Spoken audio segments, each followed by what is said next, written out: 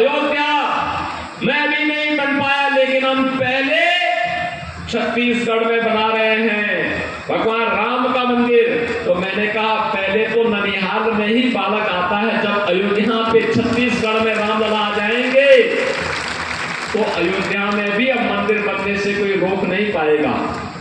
बहनों और भाइयों, अगर अयोध्या में रामलला का प्रकटीकरण हुआ है, फिर से रामलला 500 वर्षों का इंतजार समाप्त करते हुए आए हैं, तो यह मोदी जी के कारण, प्रधानमंत्री मोदी जी के कारण। कांग्रेस के लोग तो क्या कहते थे राम हुए ही नहीं। कांग्रेस के लोग क्या कहते थे? राम हुए ही नहीं। जब राम हुए ही नहीं तो गांधी जी क्या कहते थे? हे राम, अंत में उन्होंने कहा था रघुपति राघव राजा राम। पत्रकारों ने मुझसे पूछा क्या आज आप छत्तीसगढ़ जा रहे हैं, क्या कहना चाहते हैं? मैंने कहा भाई छत्तीसगढ़िया और सबसे बढ़िया।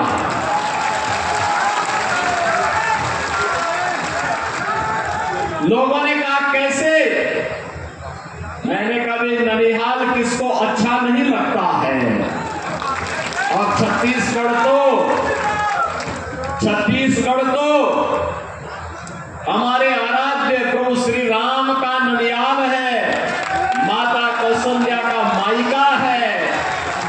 जितने अभिभूत उत्तर प्रदेश वासी और देशवासी हुए हैं, अयोध्या में 500 वर्षों के बाद रामलला के पुनर्आगमन पर, उससे ज्यादा खुशी छत्तीसगढ़ वासियों को है। और इसीलिए तो छत्तीसगढ़ के बहन और भाई जहां अभिभूत हैं, आनंदित हैं, वहीं मुझे छत्तीसगढ़ के अपने बहन भाइयों के साथ आज चुनावी सभाओं के माध्यम से संवाद बनाने का अवसर प्राप्त होगा। सत्ता भी आई, वे लोग राम के अस्तित्व पर प्रश्न खड़ा कर रहे हैं।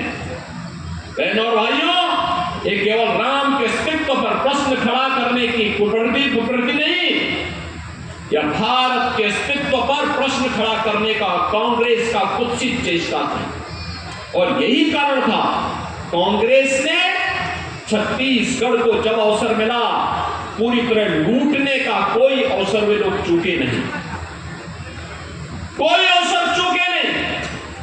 भारतीय जनता पार्टी की सरकारों ने, चाहे वह डॉक्टर रमन सिंह की छत्तीसगढ़ की सरकार रही हो, चाहे वह वर्तमान में श्री विष्णुदेव साय के नेतृत्व की सरकार हो, इन लोगों ने यहाँ के गरीबों के लिए, पिछड़ों के लिए, वनवासियों, आदिवासियों के लिए, उनके उत्थान के लिए प्रधानमंत्री मोदी जी के नेतृत्व में, अटल जी के नेतृत्व में जो योजनाएं बनाई थी, कांग्रेस ने अपने 5 वर्ष के कुशासन में ही उन्हें पूरी तरह समाप्त करने का प्रयास किया। अपने शासनकाल में गोबर का भी घोटाला कर डाला। आप सोचो, जिन गरीबों को खाद के लिए पैसा मिलना चाहिए था, यूरिया दुनिया के अंदर मिल रही है 3000 रुपए बोरे में, वही 300 रुपए में भारत के अंदर भारत की सरकार, मोदी सरकार दे रही है। लेकिन ये तो यहां पर कांग्रेस की सरकार ने गोबर का भी घोटाला कर डाला। बहनों और भाइयों, यहां पर मैं सोचता हूं कभी कभी गौ माता को भी तस्करों के हवाले कर दिया गया था, कसाईयों के हवाले कर दिया गया था। जब जिहाद की घटनाओं को पूरी तरह छूट दे दी गई थी। एक सामान्य भुवनेश्वर साहू के साथ किस प्रकार की घटनाएं घटित हुई थी, उसके पिता ईश्वर साहू, छत्तीसगढ़ की जनता का मैं अभिनंदन करूंगा कि उन्हें विधायक बना करके लोगों ने भुवनेश्वर साहू को सच्ची श्रद्धांजलि अर्पित की। क्योंकि भुवनेश्वर साहू की एक ही गलती थी, उसने मत जिहाद का विरोध किया था, कांग्रेस सरकार की तुष्टीकरण की नीति का विरोध किया था, और उस शख्स से लड़ते लड़ते अपने आप को बलिदान कर दिया था। बहनों और भाइयों, यहाँ की जनता जनार्दन ने स्वर्गीय भुवनेश्वर साहू को श्रद्धांजलि अर्पित करते हुए उनके पिता ईश्वर साहू को विधायक बना करके उनकी स्मृतियों को जीवंत बनाने का काम किया है। बहनों और भाइयों, ये कांग्रेस घोटाले का नाम है, ये कांग्रेस आतंकवाद का नाम है, ये कांग्रेस नक्सलवाद का नाम है। जिस उम्र में युवाओं के हाथ में टैबलेट होना चाहिए, अच्छी पुस्तक होनी चाहिए, दुनिया को आगे बढ़ाने का जज्बा होना चाहिए, एक कांग्रेस ने उस उम्र के इन बच्चों के हाथों में तमंचे पकड़ा दिए और तमंचे पकड़ा करके भारत के खिलाफ उन्हें लड़ने के लिए नक्सलवाद के नाम पर, आतंकवाद के नाम पर, उग्रवाद के नाम पर उकसाने का कार्य किया। बहनों और भाइयों, अभी देश मोदी जी के नेतृत्व में कार्य कर रहा है और आपने 10 वर्ष में बदलते हुए भारत को देखा होगा। आगमन पर अभिभूत हो, आनंदित हो, उनसे बढ़िया दूसरा तो नहीं होगा और इसलिए मैंने कहा छत्तीसगढ़िया तो सबसे बढ़िया। बहनों और भाइयों, छत्तीसगढ़ अपनी पहचान आज से नहीं, हजारों वर्षों से अपनी इस विरासत का संरक्षण करती आ रही है। सरकारों ने अपेक्षा की होगी, लोगों ने तमाम प्रकार के गलत तरीके से यहां की छवि को प्रस्तुत करने का प्रयास किया होगा, लेकिन भारतीय जनता पार्टी की सरकारें छत्तीसगढ़ के अंदर या केंद्र में सदैव अटल जी की सरकार रही हो या फिर पिछले 10 वर्ष में प्रधानमंत्री मोदी जी के नेतृत्व की सरकार, जिस मजबूती के साथ छत्तीसगढ़ को उसकी पहचान दिलाने के लिए प्रतिबद्ध दिखाई देती है, वह अभिभूत करने वाली है।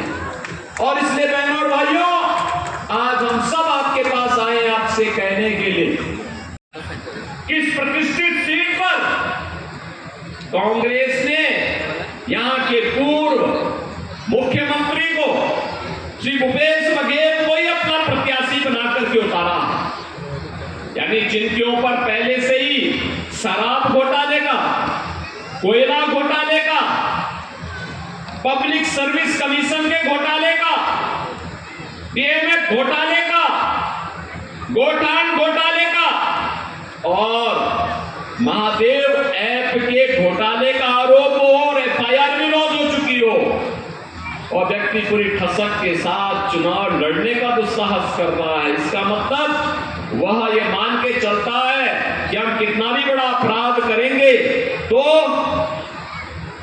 हम लोग समाज की आंखों में धूल झोंक करके सत्या त्याग देंगे। अब नहीं होने वाला है, ये नया भारत है, नया भारत। नए भारत में घोटालेबाज नहीं चलेंगे। क्या कांग्रेस के लोग फ्री में राशन दे पाते? क्या कांग्रेस के लोग अयोध्या में राम मंदिर का निर्माण कर पाते? क्या कांग्रेस के लोग नक्सलवाद की समस्या का समाधान कर पाते? क्या कांग्रेस के लोगों के द्वारा बेटी और व्यापारी को सुरक्षा प्रदान करने का प्रयास हो सकता है? क्या कभी नहीं हो सकता है। ये कांग्रेस तो समस्या का नाम है, ये समस्या देती है। भारतीय जनता पार्टी समाधान का नाम है और भारतीय जनता पार्टी के इसी समाधान को लेकर के आज हम सब आपके पास आए हैं कि मोदी जी को आपने 2 कार्यकाल दिए हैं, तीसरा कार्यकाल भी सौंपी। बहनों भाइयों, अभी देश के अंदर चुनाव हुए हैं, 102 लोकसभा सीटों पर चुनाव हुए हैं। पूरे देश के अंदर एक ही लहर है, एक ही आवाज है और वह आवाज है कि फिर एक बार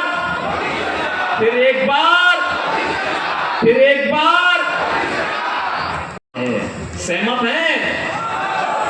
हैं? सभी सहमत हैं? पीछे तक मुझे बताओ बड़ा